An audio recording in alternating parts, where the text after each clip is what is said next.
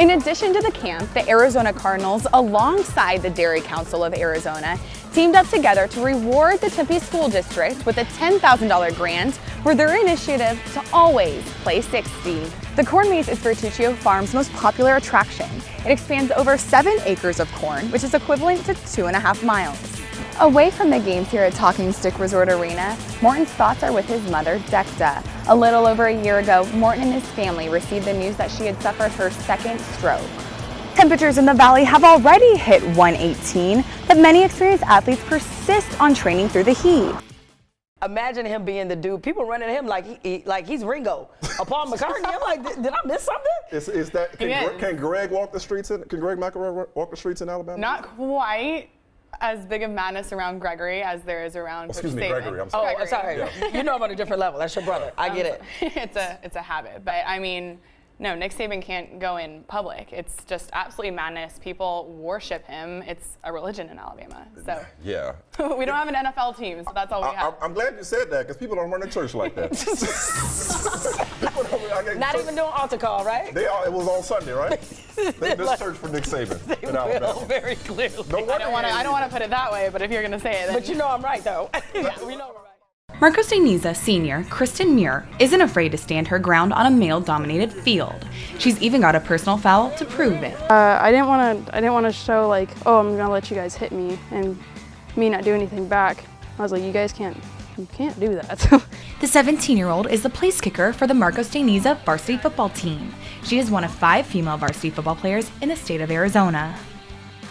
Muir made history last year, becoming the first girl in Arizona to play in a state championship football game. She finished the season with a total of 67 points and a 92% accuracy rate.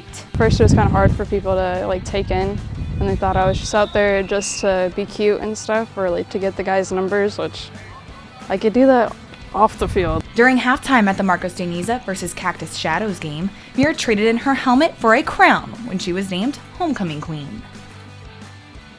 Muir's love for the game extends way beyond her 2 seasons of playing. Dad Jeremy Muir, who is an assistant coach at Marcos de Niza, began coaching when she was just a child. She was 4, she started out as a water girl, so she's always been around it. I used to blow the whistle all the time with the guys, and they would hate it. Coach Muir has learned to balance being a coach while also being a dad at home. When she first decided that she wanted to come out saying, you know, you're not going to get any special treatment, you're not going to get the job just because you're my kid, you got to earn it, and you've got to make them respect you. So, with graduation at the end of the school year, what's next for Kristen? According to Dad, it'll be whatever she goes after. Once she sets her mind to something, she's all in. I'm hardworking, and I'll keep going for what I want to do. I won't let anybody like push me down or anything, because I'll show them that I can do it, and I'll get right back up. So far this season, she scored 39 points in 9 games. In Tempe, Blair McElroy, Cronkite News.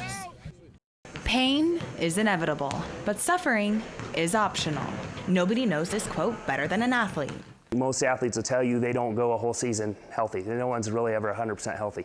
But what do they mean, suffering is optional? Aaron Nelson, Vice President of Athletic Care for the Phoenix Suns, is in his 15th season as the team's head athletic trainer. He says pain is synonymous with the life of an athlete. The problem is in sports, particularly professional sports, once the season starts, there's no rest. I mean, it's go. We play 82 games over the course from starting in October to April, and then June if you're lucky.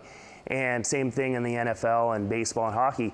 Any given point, you can get hurt and you don't have to go through it. So being familiar with it, our training staff make everybody go through it. Rookies, veterans, doesn't matter. Athletic trainers are the ones in charge of nursing athletes back to health as quickly but safely as possible. Health is crucial, man, and our trainers definitely give us knowledge and definitely go over what's illegal, what's legal, what's the best course of action for you. The Suns athletics staff is considered among the best at sports at helping athletes stay healthy and recover from injuries quickly. Their reputation has been built throughout the years by helping elite athletes such as Shaquille O'Neal and Steve Nash.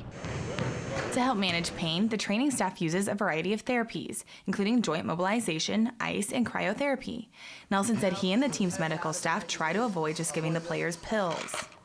We try not to prescribe medications. We would prefer to use anything anything we can do with our hands basically to help them move better. Nelson acknowledged that there are times that the therapies are not enough and drugs are needed. However, the team keeps a very careful eye on players on medication, particularly those given powerful opioids like oxycodone and Percocet, which can become addictive. We try to do a really good job of managing that. Again, it's a daily thing. It's not like, here's your stuff, and then let me know how you are at the end of the week. We're constantly educating them and saying, you know, they might come back in and say, hey, can I take some more of this? And we're like, no, you already had it. You know, it was 2.5 hours ago. You have to wait another couple hours. Things like that. So constantly monitoring and educating them. But according to Nelson, many people fail to realize that dependency isn't limited strictly to prescription drugs. It can all be dangerous. I mean, if you're taking even Advil, if you're taking it every day, you know, 4 times a day, or if you're taking, you know, 4 twice or 3 times a day, anything, and it's abused over the course of a period of time for weeks and months, it can be dangerous. Sometimes you do have to take a little Advil or Tylenol at certain times, because sometimes you have a back-to-back games and try to get you through where maybe you're not severely hurt to not play, but you're not 100%. That happens throughout the course of the year. But when that doesn't work, Dudley says sometimes what the doctor ordered is just some simple, old-fashioned R&R. Best thing is eat right, get your rest, and take care of your body. The relationship between pain and sport is inevitable, but what matters in that relationship is the athlete and what degree he or she is able to successfully navigate that relationship. And I'm Blair McElroy. Thanks for joining us. One dream ended, but being cut from one sports team opened up a whole new world for ASU's new beach volleyball coach. When those triple-digit temperatures hit, many of us don't want to exercise outside.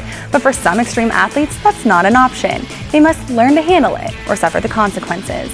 The Cardinals may be used to the field here in the Valley, but in Los Angeles, they just walked the green carpet. Tomorrow night, millions of people around the world will gather around their television sets to watch the opening ceremonies of the 2016 Olympics